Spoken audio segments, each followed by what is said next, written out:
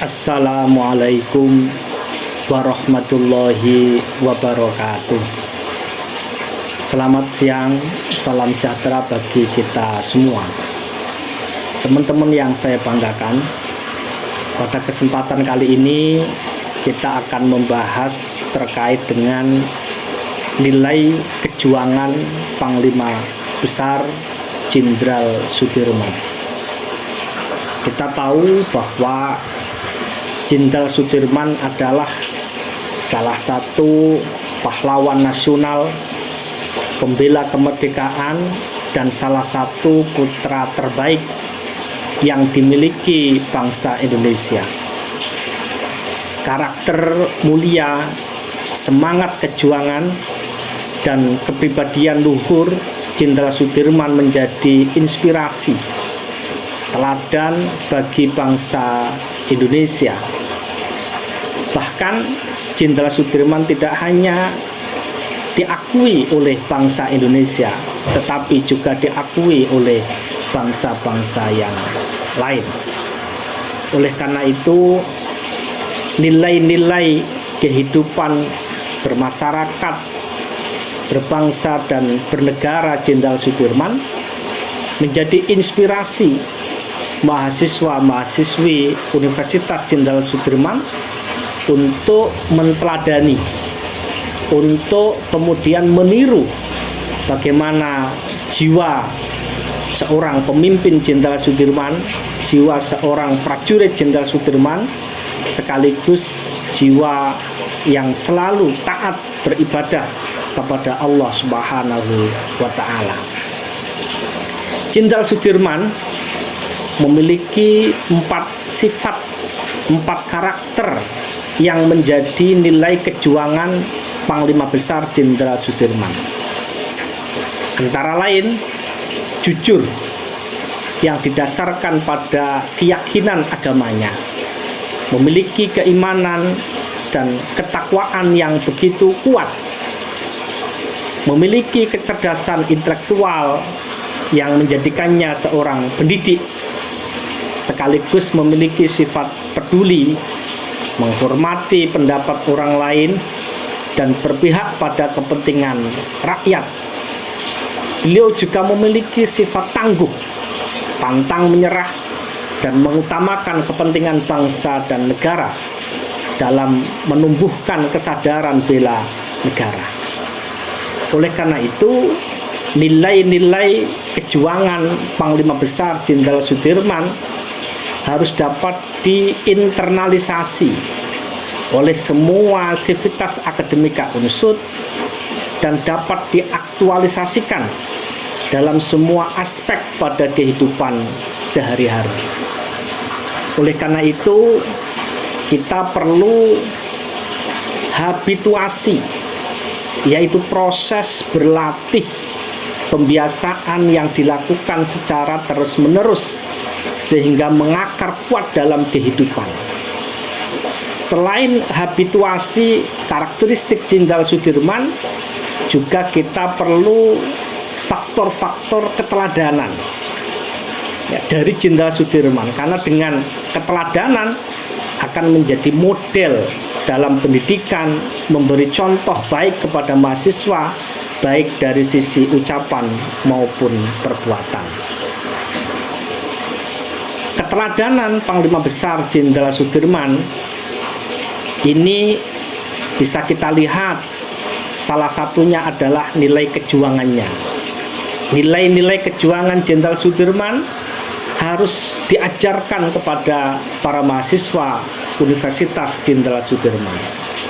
Mahasiswa UNSUD harus paham dan dapat mengaktualisasikan dalam kehidupan bermasyarakat yang akan menjadi jati diri mahasiswa, yang kemudian disebut dengan jati diri UNSUD. Selama mahasiswa mengalami proses pembelajaran, baik dari sisi akademik maupun non-akademik, yang sekaligus proses pendewasaan di UNSUD, mahasiswa harus memiliki unsur-unsur jati diri yang merekat antara mahasiswa itu sendiri maupun dengan sivitas akademika yang lain. Oleh karena itu, peran mahasiswa begitu sangat penting di era perkembangan ilmu pengetahuan, teknologi, informasi, di mana ada tuntutan kehidupan yang mengharuskan negara berbenah diri dalam semua aspek, tidak terkecuali terkait dengan sumber daya manusia. Ada beberapa hal yang kemudian perlu kita ambil pelajaran. Kenapa kemudian UNSUD dipilih menjadi universitas yang didirikan atas dukungan Angkatan Bersenjata Republik Indonesia atau ABRI sebagai wujud terima kasih kepada pimpinan Angkatan Darat, yaitu almarhum Jenderal Ahmad Yani, kepada masyarakat Banyumas yang telah membantu proses penumpasan gerombolan DI TII di wilayah operasi perbatasan Jawa Tengah dan Jawa Barat. Selain itu, UNSUD ini sebagai wujud penghormatan dan penghargaan terhadap jasa-jasa Panglima Besar Jenderal Sudirman, seorang pahlawan bangsa, salah satu putra terbaik kelahiran Banyumas. Oleh karena itu, berdasarkan sejarah berdirinya UNSUD, maka kita harus mengenal bagaimana mahasiswa ini juga ikut bertanggung jawab secara moral untuk menjaga nama besar dan berupaya untuk mewujudkan cita-cita perjuangan Jenderal Sudirman melalui pelaksanaan Tridharma perguruan tinggi. Kita tahu bahwa Raden Sudirman alias Jenderal Besar TNI Anumerta Sudirman itu lahir di Purbalingga tanggal 24 Januari 1916. Orang tuanya yang bernama Karsit Kartawiraja dan beberapa pustaka menyebut dengan nama Karsit Kartowiroji, ya, dengan ibu yang bernama Siem. Istri beliau adalah Alfiah dan mempunyai 7 orang putra-putri, ya. Kemudian beliau wafat di usia yang sangat masih muda, yaitu usia 34 tahun. Beliau merupakan anak yang begitu sangat taat kepada orang tua, karena Sudirman kecil lahir di rumah saudara ibunya yang bernama Tarsem. Tarsem merupakan istri dari Raden Cokro Sunaryo, yang kemudian Sudirman diadopsi oleh pamannya tersebut, yang merupakan seorang priayi dan camat di Rembang, Purbalingga. Kenapa? Karena saat itu Raden Cokro Sunaryo belum memiliki momongan, kemudian memutuskan untuk mengasuh sang jenderal kecil sampai menginjak usia 18 tahun. Pamannya memberi gelar Raden, sebuah gelar untuk kebangsawan Jawa. Ketika Cokro Sunaryo pensiun dari camat pada tahun 1916, Sudirman ikut keluarganya di Cilacap. Sudirman kecil termasuk yang terdaftar pada sekolah pribumi. Saat menginjak usia 7 tahun, sebelum akhirnya pada tahun ke-7 ia menjalani pendidikan, dipindahkan ke sekolah milik Taman Siswa. Pada tahun ke-8, sekolah Taman Siswa ditutup oleh ordonansi sekolah liar karena terbukti bahwa sekolah tersebut tidak terdaftar secara resmi. Kemudian Sudirman pindah ke sekolah menengah Wirotomo. Sudirman kecil ini adalah sosok yang sangat rajin dan taat beragama. Beliau mempelajari keislaman di bawah bimbingan Raden Muhammad Khalil. Bahkan teman-teman kecilnya menjuluki Sudirman kecil dengan sebutan Mas Haji. Kenapa? Karena Sudirman kecil sering berceramah dan rajin dalam belajar. Pada tahun 1934, pamannya Cokro Sunaryo wafat dan keluarga Sudirman jatuh miskin. Meskipun begitu, ia diperbolehkan untuk melanjutkan sekolahnya hingga tamat tanpa biaya. Selesai menjalani pendidikan dasar dan menengah, Sudirman melanjutkan ke pendidikan yang lebih tinggi, yaitu di HAKI atau Sekolah Guru Muhammadiyah Solo. Meskipun ia tidak menyelesaikan pendidikan secara formal pelajaran organisasi, ia dapat mengikuti kegiatan organisasi tersebut. Beliau memiliki karakteristik disiplin, jiwa pendidik dalam dirinya yang dipadukan dengan bekal pribadinya, ia menjadi pemimpin tertinggi angkatan perang. Setelah pamannya wafat, Sudirman sangat terpukul oleh kepergian orang tua angkatnya tersebut. Ia pun harus mengalami masalah ekonomi yang sangat kurang. Beruntungnya ia masih diperbolehkan sekolah di Wiworotomo tanpa membayar. Selain memiliki kecerdasan yang luar biasa, memiliki nilai-nilai religius yang luar biasa, akhirnya Jenderal Sudirman di masa lalu juga pernah menjadi guru sekolah dasar. Kemudian Jenderal Sudirman juga aktif di berbagai macam organisasi, sehingga beliau juga aktif di beberapa kegiatan, mulai dari Ketua Dewan Karesidenan bentukan Jepang pada tahun 1944.